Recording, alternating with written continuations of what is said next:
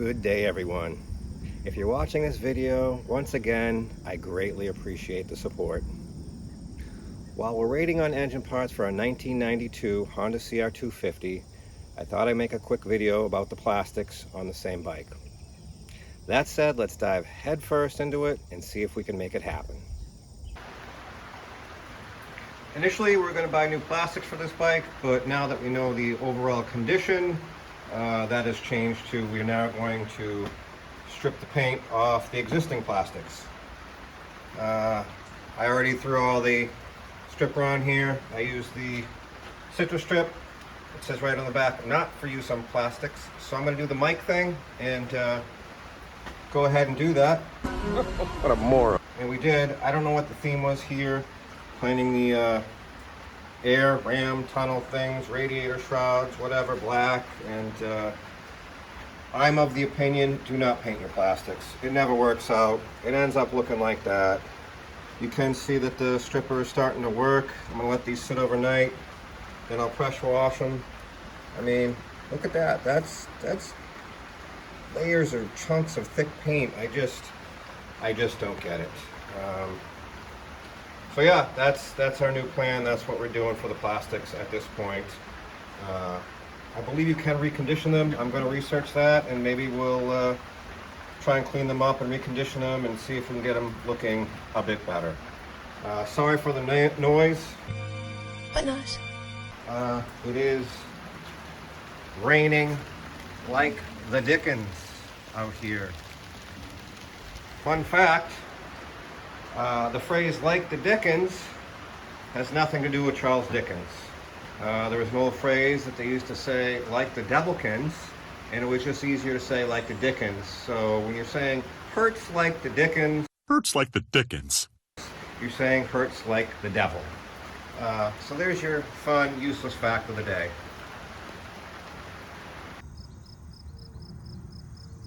Good morning. If you hadn't heard, the country's in a massive heat wave. Or better yet, if you haven't heard it, I'm sure you felt it. If you haven't figured out, I'm in Massachusetts. The heat, humidity, and rain has been nothing short of amazing this year. Every year I seem to get grumpier and grumpier with the humidity. It's my opinion there's nothing worse than standing and just sweating profusely, wallowing in your own stink. It makes me unbearable. I can't stand it. That said, what are you and the rest of the country doing to cope with this? If you have to be outside, work outside, I can't imagine being a carpenter full-time in this weather, or a landscaper, or any of the trades. HVAC guys who have to get into an attic, what do you do? Let me know how you're dealing with it. That said, let's go check in on our plastics and go from there. So our plastics have been sitting overnight. You can see some of the results. Paint is definitely moving. Not so much on that, not sure why. Definitely on there. Again, I don't know why people paint over existing plastic. I see the red underneath, and I don't know why they changed red to a different shade of red. Can't figure that out. Anyways, let's get set up to power wash these, and I'll bring it in and see what I got going on. So I wanted to do this as responsibly as possible. So my two brain cells were working in unison this morning, and this is what I came up with. I got some plastic on the ground, ironically held by paint cans, and I just got some wire mesh, the screw in a washer, and the piece of plastic clamped down to the mesh so it doesn't fly away when I pressure wash. The thinking is we try and catch most of the paint instead of just putting it directly into the ground, and then let this dry on the plastic and then throw the plastic away. I see most people just throw the plastic on the ground and pressure wash it. I'm just trying to be a little more environmentally friendly. I'm not going to film the entire process, I'll start it and bring it back in and show you the result of how much paint we catch and what effect on the plastic the power washing has. And the reason for this is I have this electric pressure washer, and the only water we have over here is, if you've seen in my previous video, is we have this old well over here, and we just have a 1 horsepower electric pump in there, and that's pumping the water into the pressure washer.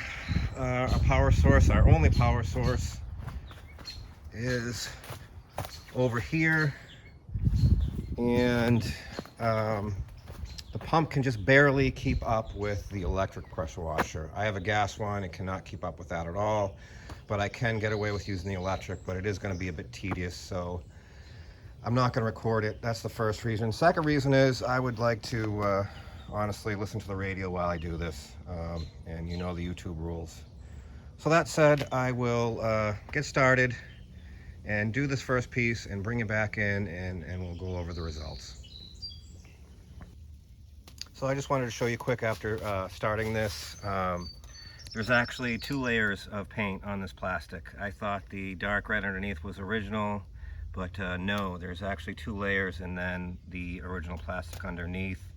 I guess I kind of get it a little bit. I'm assuming all these plastics are aftermarket, they're not the original to the bike, and I'm assuming it got sun faded and sort of a pinkish color more than a red, and so that's why someone decided to paint it. We are blowing the paint off and the plastic is catching it. So let me continue to march and we'll go from there. So here are the results of the area we power washed in. We caught quite a bit of the paint. I know it's tough to see, let me get you in here.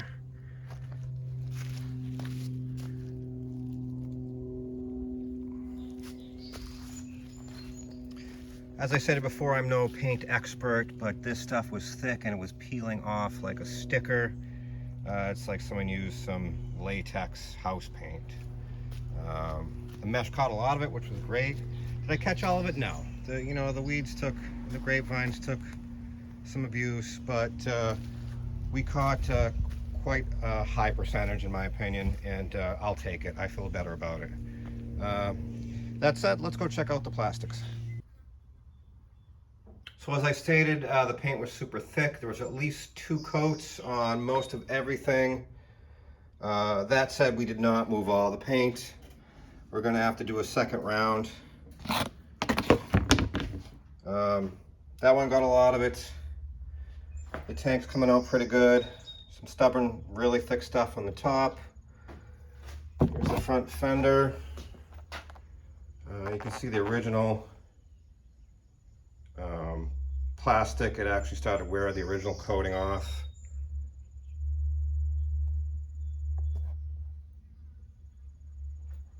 So it's a good start. There's things I don't understand. Like, why would you paint the inside of the airbox? I don't get it. And I don't know if the stripper changes the color of the paint, but that's not even white. That's an off-white beige cream. It's like someone painted it with house paint. It was so thick, it was coming off like a sticker.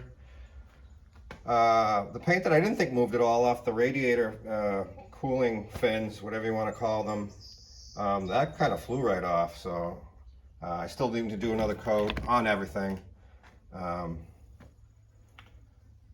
So yeah, the rear fender, especially the underside, did not really want to move at all. This other cover, like same thing. Again, it's an off-white.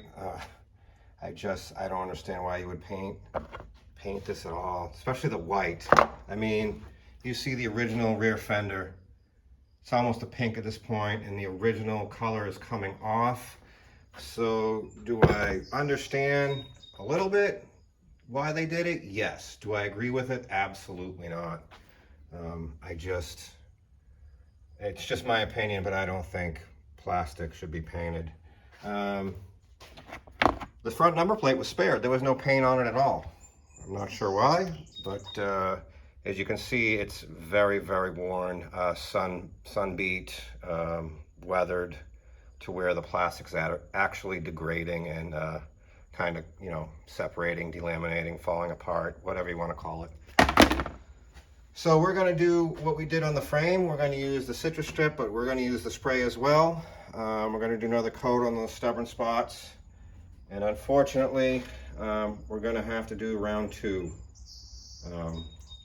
with another round of stripper. That said, let me get to it, and we'll go from there. I spared you the mundane tedium of the pressure washing. I like to watch it for about 30 seconds and then see the final results. That said, let's get you in here. The side plates cleaned up really well. Can't understand why someone would paint them in off-white. The radiator shrouds came out okay. I would say I got about 95% of the paint off of everything. The gas tank came out really well. Got most of the paint off of that. It is discolored because it is original. Airbox, same deal. Came out well. Got most of the paint off. The fenders, however, I didn't go too far on because, as you can see, they're in really rough shape. So I wasn't willing to spend any more time on them. So yeah, that's the plastics. I had to go about 3 rounds on some of the pieces, 2 rounds on most, 3 rounds on actually these 4 right here, especially the side plates. The paint was super thick and layered. And you're probably wondering, why bother? These are aftermarket plastics for the most part, except for the tank and the airbox. And it's because I love trying new things. And all this, actually, if you think about it, the entire bike is a perfect platform to try things that you've never done before. The frame, the motor, the plastics, pretty much everything. So actually ended up with a pretty good bike to learn on, essentially. That said, I am going to study on how to recondition these plastics. I've never done it before, haven't studied on it yet, especially the tank and the airbox, because they are original. I will practice on the old aftermarket stuff first and go from there. That said, I'm going to end the video here. Again, it was just something to do while we're waiting on parts for the motor. And as always, thanks for watching, thanks for the support, and hope to see you on the next video.